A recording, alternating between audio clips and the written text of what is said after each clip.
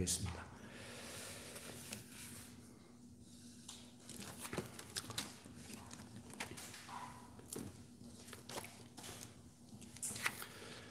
지난 주일에 초대교회의 직분에 대해서 집사의 직분에 대해서 생각을 해봤죠.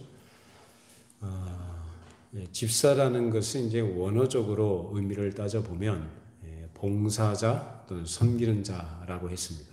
그래서 초대교회 당시에 명시적으로 집사라는 직분으로 주어진 것은 아니지만 그 성격상 오늘날식으로 얘기하자면 집사로서의 직분을 그들이 수행을 했다라고 할 수가 있는 것이죠. 그 당시 초대교회에서 그래서 믿음이 또는 성령이 충만한 사람 7사람이 선택되었고 선택된 사람들을 사도들 앞에 세웠을 때 사도들이 그들을 위해 기도하고 안수하는 것으로서 하나님 나라의 일꾼으로 그들이 정식으로 임명이 되었고 그 임명 이후에 하나님의 말씀이 왕성하게 선포되고 증거되므로 그래서 이 교회가 나날이 발전했다라는 것입니다. 지난주에 살펴본 것처럼 이 초대교회 7 집사라고 하죠. 이 사람들이 모두 다 그 이름들을 보면은 헬라식 이름이었다라는 것입니다. 이 사람들은 어떤 사람들이에요? 헬라파 유대인들이다라는 것을 우리가 알 수 있죠. 그러니까 히브리파 유대인이 아니라 전원 다 헬라파 유대인들이었고 그 중에 한 사람은 이방인이었죠. 누구였습니까? 니골라. 그래서 안디옥 사람 니골라는 이방인이었는데 이 사람이 일찍이 유대교에 입교했던 사람입니다. 근데 유대교에 입교했던 사람이 예수를 믿고 어디 들어온 거예요? 교회에 들어오게 된 것이고 여기 7 집사 중에 한 사람으로 좀 뽑히게 된 거예요. 자, 이렇게 7사람 중에 이제 스데반이라는 사람이 등장하게 되는데 이 사람도 어떤 그 말씀의 봉사보다도 봉사하고 구제하는 직무를 위해서 선출된 사람이었고 임명됐습니다. 이렇게 스데반이라는 사람이 교회 역사에 등장하게 되는데 오늘은 이제 스데반에 대해서 이제 개관적으로만 좀 살펴보고 앞으로 몇 주간에 걸쳐서 좀 더 자세하게 이 스데반과 관련된 말씀을 생각해 보도록 하겠습니다. 자, 이 스데반 이름이 헬라식 이름인데 스테파누스라고 합니다. 스테파누스라면 일반 명사를 할 때 무엇을 둥글게 만들어서 쓰는 것을 얘기합니다. 그러니까 둥글게 만들어서 쓰는 게 뭐가 있을까요? 옛날 그 당시에 그리스에서 경기를 하게 되면 경기에서 이긴 자에게 뭘 씌워줍니까? 멸관을 씌워주죠. 그래서 감람나무로 엮은 둥글게 만든 그 멸관을 씌워주는 것, 그것을 뭐라고 얘기하면 스테파누스라고 합니다. 영광된 것이죠. 스테파누스가 나중에 티툰 쪽이라든지 앵글로색슨 쪽으로 넘어가게 되면 그 후일에도 이 헬라식 이름이 그쪽 계통의 사람들에게 많이 이름이 지어지게 돼요. 그래서 오늘 서양의 그 이름들 가운데 스티븐이라는 이름 여러분 많이 들어보셨죠? 스티븐이 바로 그 뜻입니다. 면류관이라는 뜻입니다. 그래서 이 면류관이라는 뜻인데 그래서 이 서양에서는 아기들이 태어나면은 이런 식의 이름을 많이 지어줬다고 그래요. 자기 아기가 앞으로 잘 되기를 바라고 또 축복하는 의미에서 그런 이름들을 지어준 것이죠. 영광인 것이죠. 면류관. 자, 그러면 이 스데반이라는 사람, 오늘 본문에 등장하는 이 스데반 집사는 그가 어렸을 때 태어났을 때 그 부모가 그런 의도를 가지고 이름을 지었을까라고 생각할 수는 없을 거예요. 그렇게 생각하면 너무 나가는 것 같고요. 어쨌든 그런 이름을 지어줬는데 그의 부모가 어떤 사람인지 우리는 모릅니다. 근데 분명한 사실은 이 사람이 헬라파 유대인이었다고 한다면 그 부모가 어떤 사람이었을까요? 디아스포라. 즉 어느 곳에 흩어져 있었던 사람인지는 모르지만 먼 곳에 흩어져 살던 사람으로 헬라 문화권에서 살던 사람이었다라는 것은 분명하죠. 그래서 그가 태어난 다음에 이 예루살렘으로 돌아왔는지 아니면 이 스데반이 예루살렘에 돌아와서 스데반이 태어나서 이름을 그렇게 지어줬는지 모르겠습니다만은 어쨌든 그의 부모가 그러한 삶의 배경을 갖고 있었다는 것을 우리가 생각해 볼 수가 있습니다. 이 스데반은 세상적으로 볼 때는 일반적인 부모들이 기대하는 그런 영광된 삶은 아니었죠.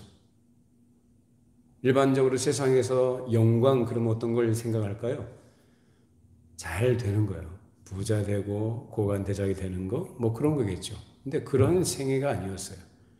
그러나 하나님이 보시기에는 영광된 생이었다는 것이 어떤 것으로 그의 생애가 드러나고 그의 생애가 결말지어지느냐. 이 사람이 신약교회 최초의 순교자로 기록이 됩니다. 여러분, 순교자라는 것은 뭡니까? 우리가 뭐 쉽게 얘기하자면 믿음을 지키기 위해서 자기 목숨을 저버릴 정도 믿음을 지키는 사람을 순교자라 그렇게 얘기합니다. 자, 근데 이 순교자라는 것은 다른 게 아니고 예수 그리스도를 피로써 증거하는 사람의 뜻이에요. 예수 그리스도를 피로써 증거하는 그 증거를 가진 사람. 그러니까 자기 목숨을 내놓는 거죠. 누구를 위해서? 예수 그리스도의 피를 증거하기 위해서. 그것이 바로 순교자의 뜻입니다. 그래서 예수 그리스도를 증거한다고 할 때는 항상 어디에 중점을 둬야 되느냐? 예수님께서 하신 일도 많고 예수님에 대해서 할 말이 참 많죠. 그러나 순교자, 즉 증거를 가지고 있고 증거를 하는 그런 순교자는 예수를 증거하는 사람인데 어디에 중점을 둬야 될까요? 예수 그리스도께서 이 세상에 오신 본래의 목적이 무엇인가를 증거하는 거예요. 다른 거 증거하는 게 아니라 예수께서 이 땅에 오셔서 그가 하신 일이 뭐냐? 십자가의 대속의 죽음인 줄로 믿습니다. 그걸 증거하는 것이 바로 순교자예요. 그래서 이런 점에서 스데반은 예수님이 십자가에서 돌아가셨던 사실을 증거하다가 죽은 최초의 순교자입니다. 당시에 헬라파 유대인들과 히브리파 유대인들이 두 그룹이 있었다고 했는데 히브리파 유대인들은 당시 아수르라든지 바벨론에 의해서 포로로 잡혀가지 않고 그 땅에 남아있던 사람들. 그래서 히브리인들의 사고 그리고 그들의 정통을 유지 보존하면서 그 땅에서 살았던 사람들이에요. 그런 사람들이 바로 히브리파 유대인들이고 이제 헬라파 유대인들은 옛날에 아수르라든지 바벨론에 의해서 포로로 잡혀가서 그들 이주 정책에 의해서 타국에 가서 이제 살고 오랜 세월에 걸쳐서 그 헬라 문화권에 익숙해지고 그들의 언어마저도 헬라어로 하는 사람들. 그래서 문화와 언어에 익숙해져 있는 동화된 사람들을 그런 식으로 이제 구분하게 되는 것입니다. 자, 이런 사람들이 이제 나중에 예루살렘에 돌아와서 이제 히브리파 유대인들과 이제 뒤섞여 살게 되는데, 자, 그러면 헬라파 유대인들이라고 해서 전부 다 이 사람들은 다 헬라화된 사람들인가? 물론 그들은 말도 헬라어를 하고요, 장사를 할 때도 헬라어로 하고, 사업을 해도 헬라식으로 하고, 학교도 헬라 학교를 다녔던 사람들이에요. 그러니까 완전히 그 헬라 문화에 젖어 있는 사람들이에요.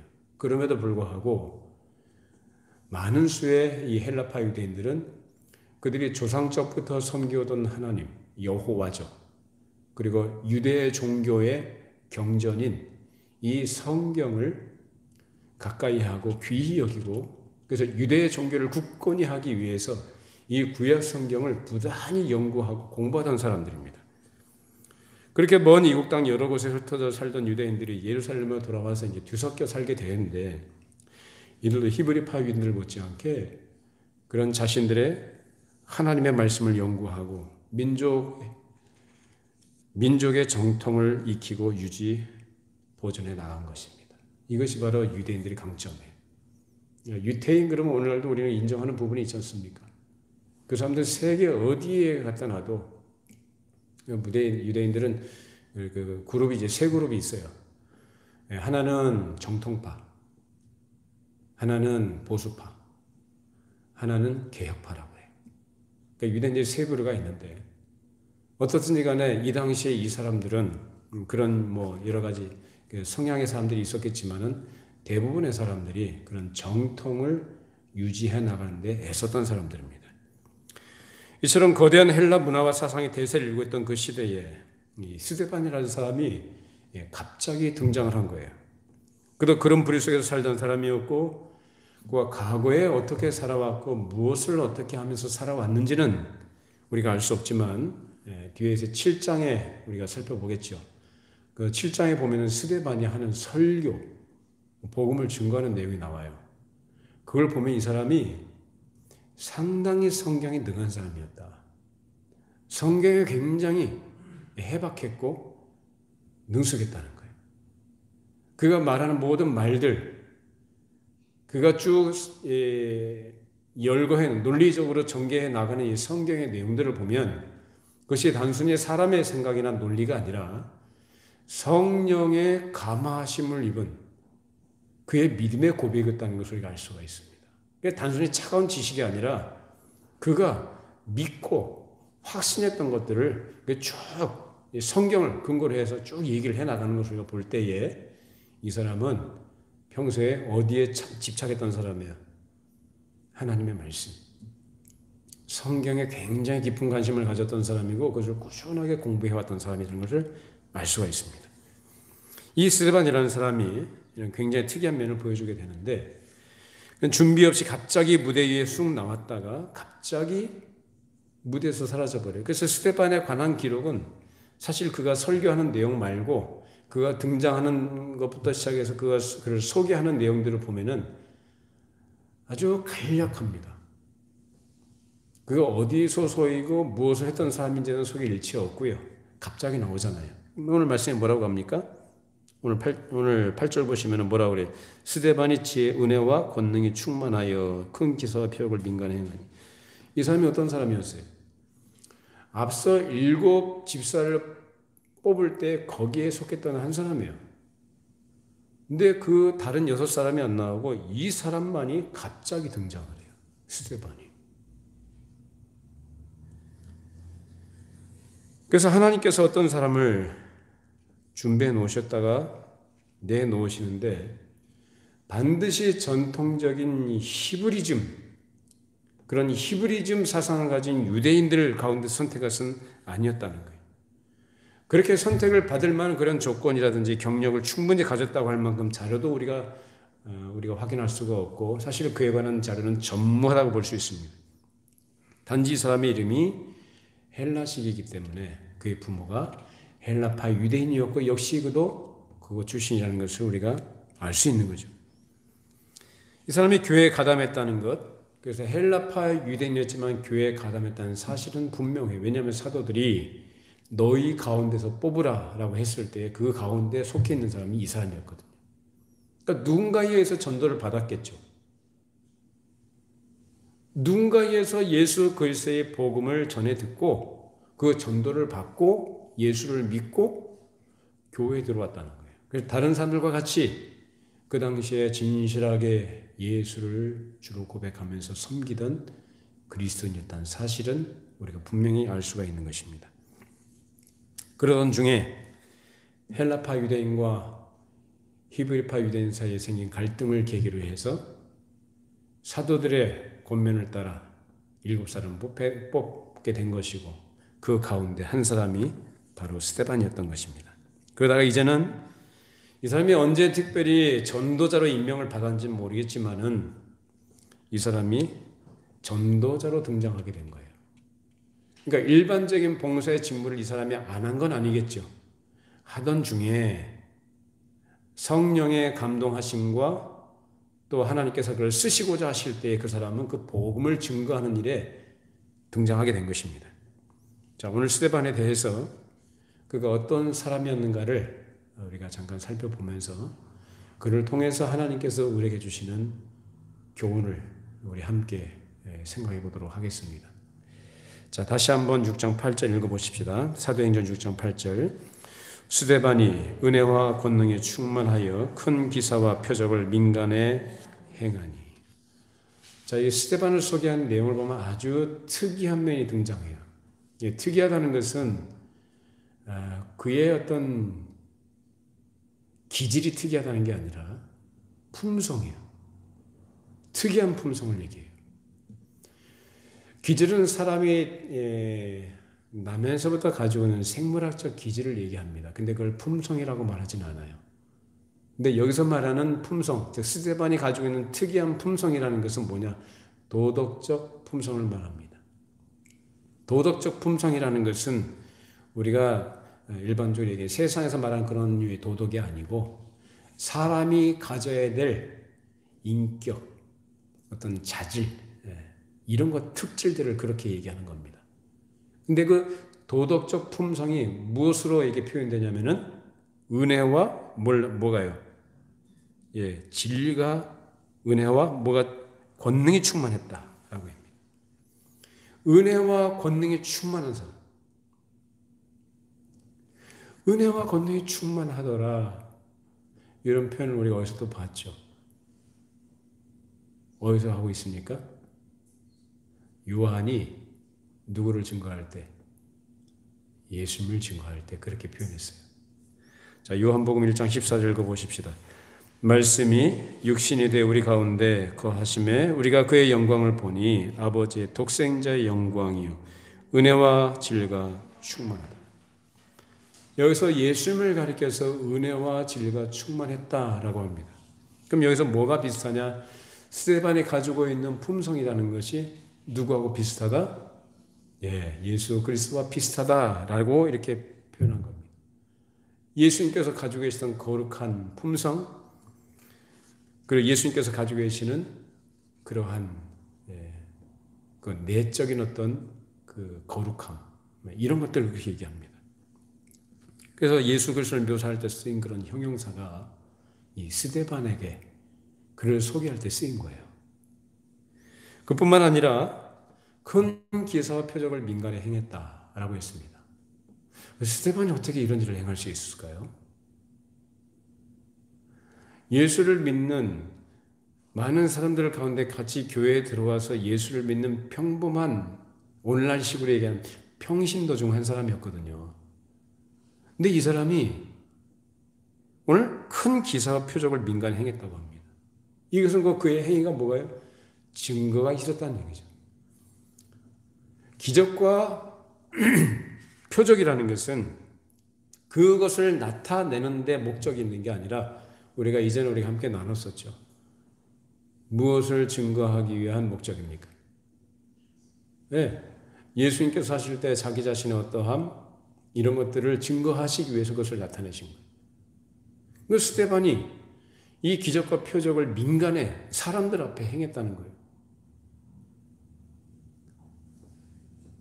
다시 말하면 스데반은 증거가 있어서 그가 행하는 모든 행위들이 그의 생활로서 누구를 드러냈느냐? 예수 그리스도를 드러냈다는 것입니다. 자, 사도행전 2장 20일 읽어보십시다. 거기도 비슷한 표현이 나와요. 자, 이스라엘 사람들아 이 말을 들으라. 너희도 아는 바와 같이 하나님께서 나사렛 예수로 큰 권능과 기사와 표적을 너희 가운데서 베푸사 너희 앞에서 그를 증언하셨느니라. 이건 사도 베드로가 설교할 때의 내용입니다. 근데 베드로가 설교할 때 누가 기사와 표적을 민간에 행했다고 합니까? 예수 그리스도. 그러니까 스데반은 지금 무슨 증거를 갖고 있는 사람이에요? 예수 그리스도를 증거하는 그 증거를 갖고 있는 사람. 그러니까 스데반이 기적과 표적을 민간에 행했을 때 그가 증거한 것은 다른 것이 아니라 바로 예수 그리스도였던 것입니다. 나중에 살펴보겠습니다만 스데반이 순교할 때 사람들에게 이제 돌로 맞아 죽게 되죠. 근데 사람들이 스데반을 왜 죽입니까? 다른 거 아니에요. 그가 한 말 때문에 그래요. 스데반이 한 말은 무슨 말이에요? 다른 말이 아니라 예수 그리스도가 하나님의 아들이었고 그분이 우리를 위해서 이 땅에 오셨고 그가 우리를 위해서 십자가에서 죽으셨다. 그리고 부활하셨다. 그분은 하나님이 보내신 우리를 구원하시는 메시아다라는 걸 증거한 거예요. 이 말에 대해서 사람들이 악감정을 갖게 돼요. 복음을 전하니까 진리를 전하니까 사람들이 그것을 아멘하고 받는 게 아니라 어떻게 해요? 악감정을 가지고 사리를 가지고 스데반을 끌고 나가가지고 돌로 쳐 죽이게 됩니다. 자, 이런 스데반이 당하는 고통, 이것이 바로 예수께서 당하신 고통과 매우 유사하죠. 예수님 죄가 있으셨나요? 예수님 뭐 잘못한 거 있으셨나요? 없었죠? 예수님이 말씀하신 것은 무엇을 말씀하셨어요? 천국 복음을 말씀하셨어요. 다시 말하면 하나님 말씀만 말씀하신 거예요. 그 말씀을 하니까 사람들이 듣기 싫다고 잡아 죽인 겁니다. 그러니까 예수님께서 십자가에 당하신 고통하고 스데반이 당한 고통이라는 것이 질적으로 같다는 얘기가 아니라 그 성격상 유사하다는 거예요. 그래서 예수 그리스도의 남은 고난을 채운다는 사도 바울의 고백과 같은 그러한 고통을 이 스데반 집사가 거기서 당하게 된 것입니다. 자, 골로새서 1장 24절 읽어보십시다. 나는 이제 너희를 위하여 받는 괴로움을 기뻐하고 그리스도의 남은 고난을 그의 몸된 교회를 위하여 내 육체에 채우노라. 사도 바울이요. 사도 바울의 고백입니다. 그리스도의 남은 고난을 그의 몸된 교회를 위하여 내 육체에 채운다. 그러니까 사도 바울의 삶이라는 것이 얼마나 육신적으로, 세상적으로, 인간적으로 볼 때는 참 고통스럽고 힘들고 어려웠던가. 예수님께서 사람들에게 배척을 받으시고 증오의 대상이 되셨고 버림을 받으셨습니다. 제자들에게 배신까지도 당하셨어요. 사실상 예수님이 이 땅에 계신 동안에 사람들에게 제대로 대접을 받아본 적이 없는 분입니다. 뭐 공생의 기간 동안 예수님을 섬겼던 사람들이 있죠. 그것들은 예외로 치고 오히려 그런 것이 묻혀버릴 정도로 비교할 수 없는 많은 경우에 많은 사람들에게 배척을 받으시고 증오의 대상이 되셨고 멸시와 천대를 당하셨어요. 예수님은 그렇게 사셨어요. 누구 때문에 그렇게 사셨나요? 우리 때문에요. 스데반도 그 고통을 당하는 것이고 사도 바울도 그 고통을 당한 사람이요. 그 고백을 하고 있는 거예요. 그리스도의 남은 고난을 그의 교회를 위해 내 육체에 채운다. 이것이 참되게 예수를 믿는 모든 그리스도인들이 이 세상에서 복음으로 인해 받게 될 고통과 고난을 당하게 될 것을 가리키는 것입니다. 실제로 우리 그리스도인들이 처해 있는 현실이 그렇습니다. 여러분 예수 믿는다고 세상에서 대접을 해주던가요? 여러분 신앙생활 잘한다고 세상에서 박수 쳐주고 여러분 인정해 주던가요? 그렇지 않죠.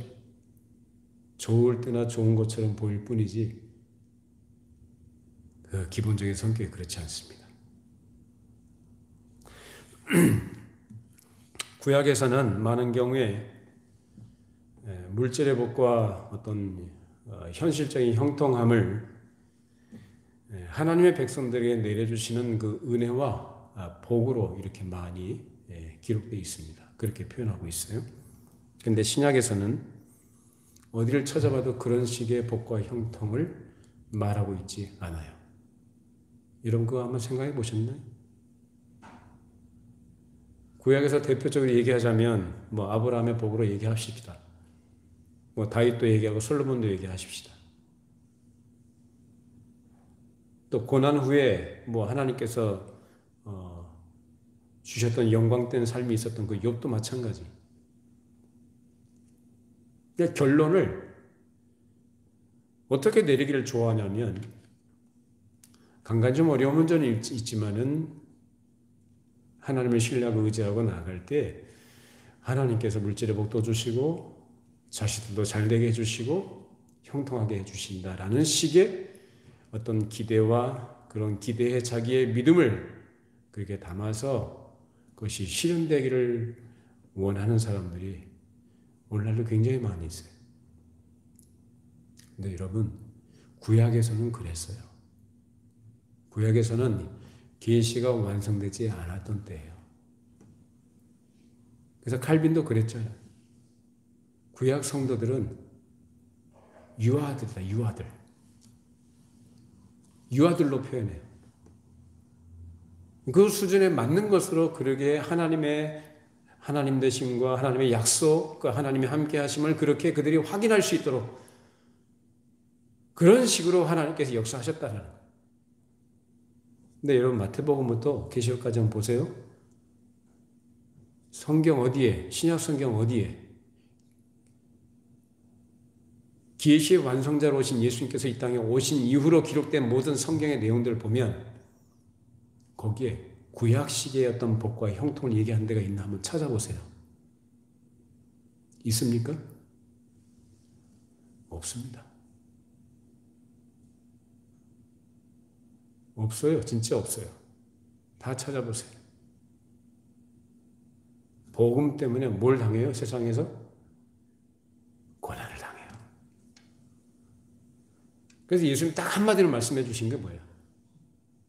좁은 문, 좁은 길로 말씀하셨어요.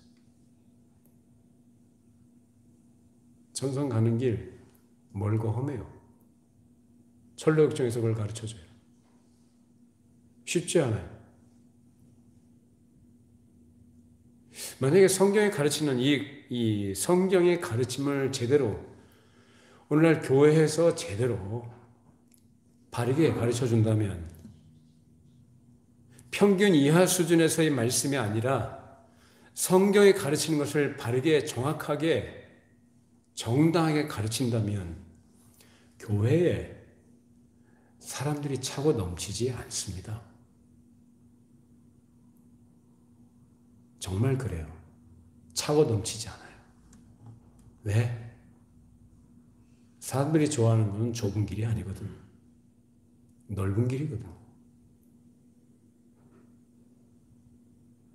스데반이 그런 넓은 길로 걸어가는 사람이고 그것이 성경에서 가르치는 길이라고 한다면 그래 예수를 증거하고 정말로 목숨까지도 바칠 정도로 그런 믿음을 지켜나가면 하나님께서 형통하게 복을 주신다는 식의 그런 것이 사실이라면 이 사람은 여기에 등장할 필요도 없었을 거예요. 근데 왜 하나님께서는 초대교회 초기에 아나니아와 삽비라 같은 사람들을 제거해 버리시고 죽음이지만 같은 죽음이 아닌 영광된 죽음의 첫사람으로 이 스데반을 기록하도록 하셨을까? 우리에게 좀 가르쳐주고 싶은 거예요. 우리의 복은 그래서 신약에서 말하는 복 그것은 그리스도 안에서 죄와 사망의 권세에서 우리를 해방시켜 주신 자유케 하신 그리스도 안에서의 복과 그 영광됨을 우리에게 말씀하고 있습니다.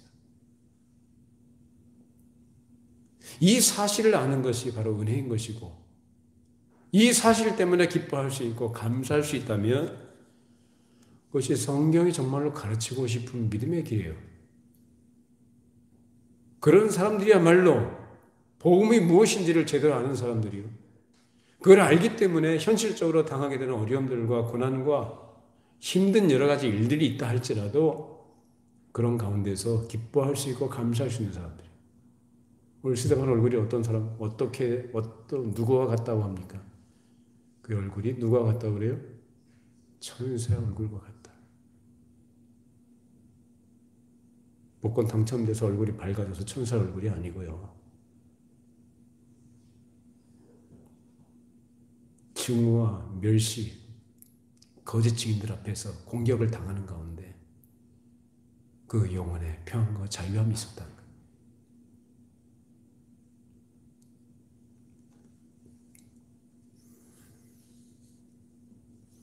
우리가 현실적으로 믿음 때문에 말씀을 따르고 지키는 일에서 세상 가치관과의 대척점에서 하나님 나라 백성으로 살아가는 이런 일들, 진리신 예수 그리스도를 증거하는 일로 인한 고난과 어려움이 많은 것입니다. 이것이 스데반이 당한 고통의 성격이었고 예수께서 당하신 고통과 그 성격이 비슷한 것입니다. 또 마지막에 스데반이 죽을 때 하는 말도 그렇습니다. 자신을 죽이는 대적자들을 위해서 그들에게 죄를 돌리지 않고 오히려 그들을 위해서 기도했던 사람이 바로 스데반이에요. 그리고 자기 영혼을 하나님께 부탁하는 이러한 내용에 있어서도 예수님하고 아주 비슷하다. 자, 사도행전 7장 59절 60절 보십시다. 그들이 돌로 스데반을 치니 스데반이 부르짖어 이르되 주 예수여 내 영혼을 받으시옵소서 하고 무릎을 꿇고 크게 불러 이르되 주여 이 죄를 그들에게 돌리지 마옵소서 이 말을 하고 자니라. 도대체 이 세상에 어떤 사람이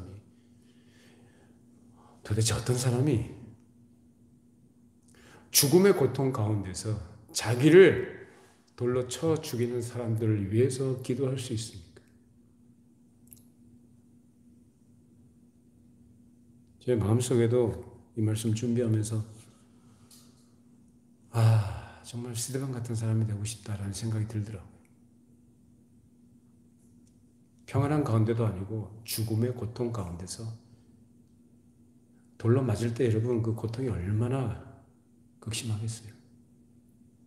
그런 가운데서 사람으로서는 이를 갈면서 저주를 퍼부을 겁니다. 근데 스데반은 안 그랬다. 오히려 자기 영혼을 주님께 부탁을 하고 또 자기를 치는 대적자들을 위해서 이 죄를 그들에게 돌리지 말아달라고 그렇게 기도하고 죽었습니다. 예수를 참되게 믿고 믿을 뿐만 아니라 그래서 그러니까 참되게 믿는 표현을 내가 쓰는 겁니다. 예수를 믿는 게 아니고 참되게 믿고 그래서 그 안에 은혜와 권능이 충만한 사람은 그렇게 할 수 있습니다. 저 여러분들에게 그런 은혜가 있기를 바랍니다. 자, 누가복음 23장 34, 46절 읽어보십시다. 예수께서 이르시되 아버지 저들을 사하여 주옵소서 자기들이 하는 것을 알지 못함이니이다 하시더라. 예수께서 큰 소리로 불러 이르시되 아버지 내 영혼을 아버지 손에 부탁하나이다 하고 이 말씀을 하신 후 숨지니라. 스데반이 믿었던 주님, 우리가 주로 고백하는 예수님께서 마지막에 숨을 거두시기 직전에 하신 말씀이에요. 이 말씀과 같이 스데반이 가지고 있는 신앙과 그 중심의 위대하고 숭고한 것을 나타낸다는 점에서 말하자면 그가 가지고 있는 하나님 나라의 권능으로 죄를 물리치고 승리하는 점에서 예수 그리스도께서 말씀하신 것과 비슷합니다. 스데반은 돌로 맞아 죽었지만 이 사람은 승리한 사람이에요. 믿으십니까? 이 사람은 패배한 사람이 아니라 승리한 사람이었다. 예수께서 십자가에서 그 대적들에게 잡혀 돌아가셨지만 그 돌아가심이 패배가 아니라 승리였다는 것, 부활로서 나타내 주신 줄 믿습니다. 마찬가지 스데반도 현실적으로는 매우 억울하고 원통하고 분한 일이죠. 그러나 그 자기 개인적인 사사로운 그런 내용이 아니라 다른 게 아니라 예수 그리스도의 복음을 증거하는 것 때문에 당하는 고난이었고 그 고난 때문에 자기가 그 고난에 참여하게 된 것, 궁극적으로 이 영적 싸움에서 믿음으로 승리하게 된 것을 그가 이렇게 고백하게 되는 것입니다. 이처럼 스데반은 여러 면에서 예수 그리스도와 유사한 것을 나타내 보여주는데 첫째는 그의 품성을 통해서 은혜와 권능이 충만했다는 것. 두 번째는 그의 증거의 생활에서 그랬고 세 번째는 그의 고통의 양상에서 그렇습니다. 네 번째로는 그가 승리의 거룩한 능력을 나타낸 것에서 우리 주님 그리스도와 닮았다는 것을 볼 수가 있습니다. 자, 그러면 아주 대단한 내용들인데요, 지금까지. 어떤 사람이 이 사람하고 같이 이런 사람과 같은 사람이 될 수 있을까? 그 스데반은 도대체 어떤 사람이었길래 그렇게 가능한 사람이 되었을까? 앞서 말씀드린 것처럼 이 사람은 그 사람이 어디서 어떻게 무엇을 하면서 살았는지에 대해서는 전혀 기록이 없어요. 우리가 몰라요. 알 수가 없어요. 그러나 그가 초대교회에 예수를 믿고 들어와 참되게 주를 섬기며 살던 그리스도인으로서 호련히 무대 위에 나타났다가 잠깐 활약하고 호련히 사라진 사람이라는 것입니다. 그런 잠깐 활약을 하고 사라진 그 사람이 기독교의 초기 역사에 큰 초석의 하나를 놓고 위대한 그리스도적 품성을 증거하고 갔다는 사실이 중요한 것입니다. 스데반은 당시 성령과 지혜가 충만했던 사람이요. 지혜가 충만했다는 것은 건전한 상식이 충만했다는 얘기입니다. 여러분, 성령과 지혜가 충만하시기 바랍니다. 건전한 상식이요. 상식이 통해되고요. 상식이 있어야 됩니다. 예수 믿는 사람들이 뭘 상식하면 안 됩니다. 그건 믿음도 아닙니다. 상식이 있어야 되는 거예요. 상식이라는 그 안에 우리가 얘기하는 뭐 여러 가지가 다 도덕적 성격이 다 들어가요. 상식. 그런 건전한 상식을 가진 사람이 예수를 믿는 신자로서 생활의 증거를 갖고 생활해 나갔던 것입니다. 평소 헬라 문화에 빠지기 쉬운 이교적인 분위기의 사회 속에서 그런 풍류에 젖어 있지 않았습니다. 오늘날식으로 얘기하자면 현대 사회에서 뭐라고 할까요? 대세라고 하나요? 유행이라고 하나요? 풍조라고 하죠. 세상 풍조. 그런 것에 동화되거나 휩쓸리지 않았다. 세상적인 가치관과 세상의 사상들에 마음을 두지 않았다. 그가 관심을 가졌던 것은 오직 무엇이었느냐? 하나님의 말씀이었습니다. 거대한 헬라의 문화의 그 조류 속에서 그 시대 모든 사람들이 일반적으로 다 인정하고 동화되고 휩쓸려가고 누리던 그런 것들을 추구했던 사람이 아니고 거기서 구별된 하나님의 사람으로 그런 존재했던 것입니다. 그가 창념했던 것, 깊은 관심을 갖고 있었던 것은 세상의 유행이나 사상이 아니었고 하나님의 거룩한 계시의 말씀이었습니다. 그러니 그 말씀을 사랑하고 그 말씀을 가까이 하고 하다 보니 뭐가 충만했냐? 은혜와 권능이 충만했다. 예수를 제대로 믿은 거죠. 그래서 사람들 앞에서 설교할 때 이 사람이 무슨 원고를 가지고 준비한 것도 아니잖아요. 근데 구약을 다 꿰뚫고 있잖아요. 구약부터 예수께서 오셔서 하신 일까지 다 연결해서 꿰뚫고 그 핵심들, 복음의 가장 중요한 부분들을 조목조목 짚어가면서 따지면서 얘기를 합니다. 여러분, 성경을 잘 배우시고 익히시기 바랍니다. 성경에 정통하셔야 돼요. 그렇게 할 때 내가 원해서가 내가 주도적으로 나서서가 아니라 그렇게 하나님의 말씀에 창념할 때 사람이 어떻게 성령과 은혜로 충만하게 되고 사람이 지혜로워집니다.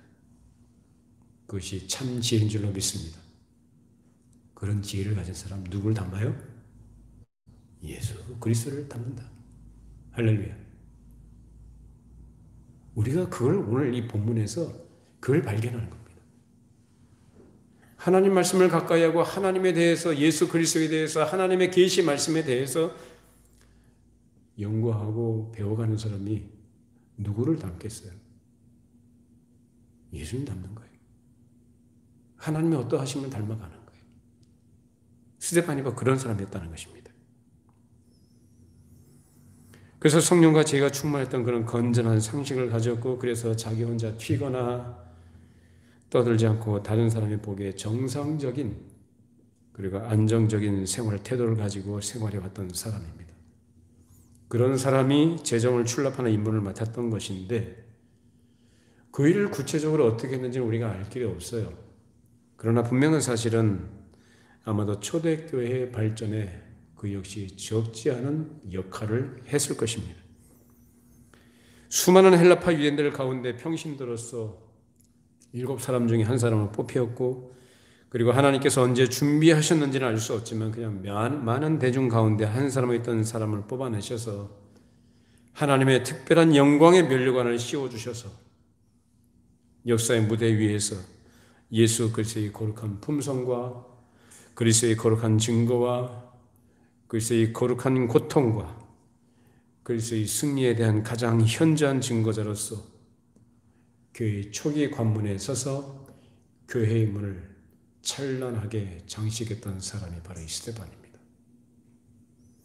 이런 스데반의 생활이 우리에게 중요한 교훈을 가르치는데, 하나님께서 그의 영광을 위해서 그를 거룩한 교회의 초석으로, 그리고 거룩한 그리스도의 영광의 분담자요 승리의 분담자로 삼으시고, 그와 동시에 그리스도의 남은 고난을 채우기 위한 도구로 쓰셨는데, 그것이 꼭 오랜 전통을 가진 휘브리파 유대인 사회에서뿐만이 아니라 헬라파 유대인이라 할지라도, 그런 탕류와 같은 세상 가운데서 살던 사람이라 할지라도 하나님의 참 도리를 올바로 알고 나온 사람을 뽑아서 쓰셨다는 사실에 우리에게 중요한 교훈을 가르치는 것입니다.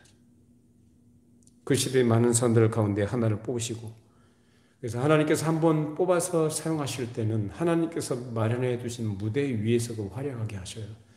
그 기간이 얼마나 될지, 그 활약의 범위가 얼마나 될지 우리는 모르지만 하나님께서 계획하시고 목적하신 대로 그 사람을 쓰실 때에 그 사람은 누구를 드러내느냐? 하나님의 영광을 드러내는 도구로 쓰임받는다라는 사실을 가르쳐줍니다. 스데반은 그 자체가 영광된 삶을 산 것이지만 그의 영광은 그의 이름이 드러나는 데 있는 것이 아니라 하나님의 영광의 참여한 자임을 나타내는 데 그의 영광이 있습니다. 성경에 기록된 것은 바로 그것입니다. 그렇게 큰 의미를 가진 생애를 보낸 증거자로서 다른 사도에 뒤지지 않는 그런 큰 족적을 남긴 사람으로 하나님께서 쓰신 겁니다. 이렇게 복되고 귀한 사실은 전통이나 자기를 주장한 데서 나온 것이 아니고 스데반이 가지고 있는 바 은혜와 권능이 충만했다는 사실에서 나온 것입니다. 그리고 그 배경은 다른 게 아니고 하나님의 말씀이 있습니다. 오늘 우리가 동일하게 하나님의 말씀에 창념할 때, 그 말씀을 가까이 하고 말씀을 깊이 연구하고 말씀을 잘 제대로 올바로 배우고 나갈 때 우리 안에, 그래서 스데반 안에 은혜와 권능에 충만했던 것처럼 오늘날도 비록 연약한 나일지라도 그 하나님의 말씀에 깊이 들어가고 말씀에 붙잡힌 바 되어지면 성령과 은혜와 지혜가 충만하게 될 줄로 믿습니다. 그러하게 되면 그렇게 된 사람을 하나님께서는 어떤 용도로든지 쓰시겠죠. 어디에 쓰실지 모르지만 스데반이 그의 생활에서 그 증거를 가진 사람으로 살았던 것처럼 우리도 가정이든지 직장이든지 사회에서 어떤 관계를 가지고 살아가든지 간에 거기에서 증거를 가진 사람으로 생활해 나가게 된다는 것입니다. 그 능력은 하나님의 말씀을 통한 성령의 감화하심과 역사하심, 그렇게 은혜 충만한 가운데서 나오는 말씀의 결과인 줄로 믿습니다. 우리 적은 수지만 이 말씀 안에서 우리에게 하나님께서 주시는 교훈을 마음으로 깊이 받고 여러분 각자 한 분 한 분이 스데반과 동질의 똑같은 사람으로 똑같은 능력과 어떤 은사적인 것을 발휘한다 하지 못할지라도 하나님께서 마련해 주신 무대 위에서 그 기간이 얼마나 될지 모르지만 하나님께서 당신의 영광을 드러내는 도구로 쓰시는 그 용도로 그렇게 쓰임받고 그 부분에서 우리가 살다가는 이 역사, 그 역사가 하나님 나라에 기록되는 역사로, 그래서 하나님 앞에 섰을 때에 그 영광의 참여한 자로 함께 영생을 누리는 우리 모두가 되기를 바랍니다. 기도하십시다. 잠시 살다가는 인생을 주께서 준비하시고 뽑아내셔서 짧은 시간이었지만 주께서 마련해 주신 무대 위에서 활약하게 하시고 그 역할을 하게 하시고 그 가운데서 우리 하나님의 영광과 그리스도의 복되심을 그리스도의 품성과 그래서 하나님께서 그토록 원하시는 하나님의 사람이 어떠한 것임을 증거하며 샀던 스데반. 이 말씀이 오늘 우리에게 귀한 교훈이 되게 하시고 우리의 생애가 하나님께서 마련해 놓으신 삶의 무대 위에서 우리 하나님의 걸어가심과 예수 그리스도의 품성을 찬란하게 드러내는 그런 일에 기꺼이 자신을 드리고 기쁨으로 주를 섬기는 우리 모든 성도들이 되게 하여 주시옵소서. 주께서 부르시는 그날까지 우리의 역할을 마치는 그날까지 참으로 우리 안에 우리의 부패한 생각들과 어리석은 인간의 욕망들 다 뽑아내 주시고 날마다 주의 말씀으로 자신을 깨끗하게 하며 말씀으로 변화되어지고 말씀으로 굳건하게 세워진 믿음의 사람들이 돼서 하나님을 모르는 이 세상에 글씨 복음을 모르고 살아가는 이 세상에 우리 하나님의 하나님 되심과 예수 그리스도의 거룩하신 품성을 드러내며 증거하는 증거로 그를 생활에서 나타낼 수 있는 우리 모두가 되도록 성령님 역사하여 주시옵소서. 말씀을 잘 배우고 말씀을 따르게 하시고 말씀을 지키게 하시고 말씀을 때로 받게 되는 고난과 어려움이 있다 해도 그런 가운데 함께 하신 우리 하나님의 위로하심과 힘주심과 능력으로 넉넉히 이겨나가는 믿음의 승리자들이 되게 하여 주시옵소서. 예수님의 이름으로 기도합니다. 아멘. 다 같이 일어나시겠습니다.